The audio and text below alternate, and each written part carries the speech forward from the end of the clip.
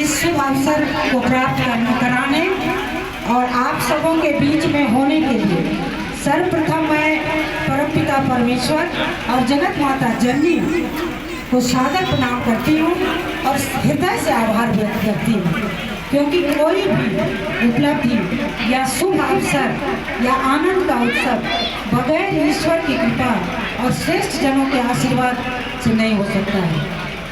इसलिए मैं ईश्वर को सादर नमन करते हुए अपने सभी पूर्वजों और अपने सभी परिवार के सभी श्रेष्ठ जनों के साथ विशेष रूप से मैं अपने दोनों माता पिता, सासू माँ और ससुर जी और माँ और पापा को सादर वंदन करती हूँ, सादर प्रणाम करती हूँ, क्योंकि बच्चों के निर्माण में माता पिता के अलावा दादा दादी, नाना नानी और समस्त परिवार के श्रेष्ठ जनों का भी हाथ होता है। इसलिए मैं उन्हें भी नमन करती हूँ, क्योंकि जब मेरी बड़ी बेटी हुई थी तो उस समय मेरे परिवार में मायके में जन्म हुआ था इसका। तो मेरे परिवार में 10 लड़का हुआ था, 11वां ही लड़की हुई थी। तो सब यही कहते थे कि बलुआ वाली को, मेरी माँ बलुआ से थी, तो बलुआ वाली को पूनम को कैसे ऐसा हो गया जो बेटी हो गई, हम लोग खूब भोज खाते, पार्टी होता, लेकिन ये तो गड़बड़ हो गया। तो मेरी माँ ने कहा, कहती थी माँ उस समय सबको, जो मेरे परिवार में 14 वर्ष के बाद मेरी ग्रैंड चिल्ड्रन आई है, ये मेरे लिए लक्ष्मी है, सौभाग्यवती है होगी, और मैं इसका ऐसा परवरिश करवाऊंगी कि 10 बेटे के बराबर ये होगी, किसी बेटे से कम नहीं होगी। इसी तरह जब एक सेकंड डॉटर हो गई, ये सहरसा में इसका जन्म हुआ था, जिला मुख्यालय में। मैं उस टाइम जिला मुख्यालय में थी। तो पापा माँ जब रात में आए तो बाहर से ही पापा को हॉस्पिटल में ले गए थे, तो बाहर से ही पापा बोले कि मुझे बहुत शौक था कि तुम डॉक्टर बनो, ये डॉक्टर बनेगी, चिंता नहीं करो बेटी हुई तो ये डॉक्टर बनेगी। और उनका ये वचन, उनका ये आशीर्वाद ब्रह्म बाग की तरह हुआ। आज मेरी बेटी वो डॉक्टर है। इसके बाद संजय सेकंड तीसरी बेटी हो गई, जब ये गांव में फिर हुई, मेरे मायके में ही हुई। मेरी माँ ही थी सब, डॉक्टर नर्स सब कुछ। इसका जब जन्म हुआ तो मैंने पहली बार देखा कि कैसे किसी का होंठ अचानक काला हो जाता है, क्योंकि सामने माँ थी, मैंने उनका देखा कि होंठ अचानक काला हो गया। मैं समझ गई बेटी मेरी है। तो मेरे पापा बाहर में थे, उन्होंने कहा, तब तक मैं बीपीएससी कर चुकी थी, इसका जन्म बीपीएससी के बाद हुआ था, मैं प्रशासनिक जॉब में आ गई थी। मेरे पापा बाहर से बोले कि ये बीपीएससी की बेटी है, यूपीएससी करेगी, तुम लोग कोई कुछ ना करो। तो आज उनका ये आशीर्वाद, ये यूपीएससी मेरी बेटी कर गई।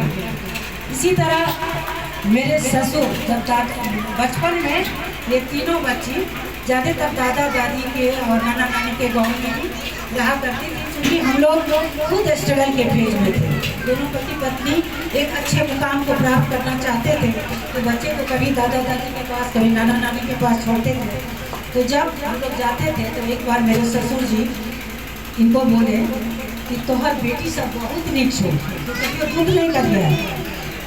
ये रोली जो है, मतलब ये बड़ी हो गई थी, बड़ी वाली, इसका मैथ सबसे अच्छा है, ये बहुत बड़ा इंजीनियर बनेगी, और वस्तुतः अभी ये इंटरनेशनल लेवल का इंजीनियर, MBA मैनेजर है। तो इसलिए मैं समझती हूँ दादा दादी, नाना नानी के साथ बच्चों को जरूर रखना चाहिए, इसलिए उनका आशीर्वाद ढलता है।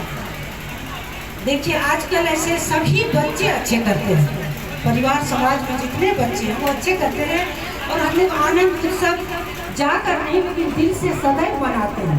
कभी भगना अच्छा करता है, कभी भगनी, कभी भतीजा, कभी भतीजी, कभी मित्र के बच्चे लोग। लेकिन आज मैं यह उत्सव इसलिए रखी हूँ क्योंकि ये तीनों बच्चे हमारे साथ स्ट्रगल करते हुए ग्रामीण परिवेश में गवर्नमेंट स्कूल से, गवर्नमेंट कॉलेज से पढ़ते हुए, और तब अपनी मेहनत, अपने जज्बा के बदौलत वह मुकाम हासिल की जो आजकल बहुत सुविधा दे करके बच्चे प्राप्त करते हैं। इसलिए मैं विशेष करके माँ तीनों बच्ची को शाबाशी देने के लिए आज मैंने ये प्रोग्राम रखा है।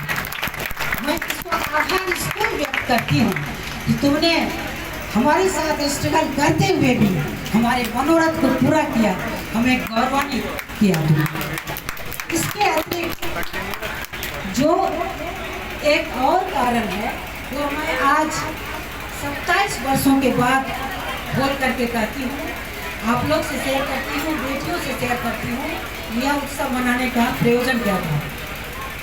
जब मेरी फर्स्ट पोस्टिंग हुई थी सीओ में, तो वहाँ ब्लॉक में एक बड़ा बाबू ने टेंट लगा के बलून लेके और यही भड़बड़िया जनरेटर के साथ ये प्रोग्राम कराया था बेटे का बर्थडे।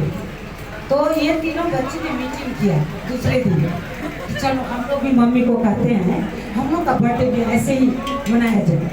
तो बड़ी हो गई थी, 12-13 वर्ष की हो गई थी, ये 5 वर्ष की थी। डर हुआ तो उसको भय हुआ, शर्म हुआ, इसको भय हुआ, इसलिए ये बीच वाली मेरी डॉक्टर मुंशी बेटी है, इसको ये लोग पीठ होकर के तैयार किया कि जाओ तुम बोलो मम्मी कि हम लोग का बर्थडे ऐसे है। तो ये आई मम्मी अभी बउआ का बर्थडे आने वाला है, इसका ऐसे ही मनाओ ना बड़ा बाबू के बेटे की तरह। मुझे आज आश्चर्य लग रहा है कि ममता भाई माँ इतनी निर्मम कैसे हो गई। मैंने जो जवाब दिया इस तीनों बच्चे को, इसको मैंने कहा बेटा तुम्हारा बर्थडे, तुम लोगों को तीनों का बर्थडे मैं तब मनाऊंगी टेंट लगा करके जब तीनों पैर पर खड़ी होकर के मुझे गौरवान्वित करोगे। आश्चर्य होगा, मैंने कभी लोगों का बर्थडे कोई फंक्शन के साथ नहीं किया, घर में ही मनाया। और लगता था विधाता की का यही विधान था, यही इच्छा थी कि जब तीनों बन जाए तो वही हो। इसलिए मैंने आज घर पर ये टेंट लगा करके और ये जनरेटर लगा करके इस बर्थडे को आज तीनों का बर्थडे भी मना रहे हैं। वाह! मैं अंत में एक गीत गा करके बच्चे का अभिनंदन करना चाहूँगा।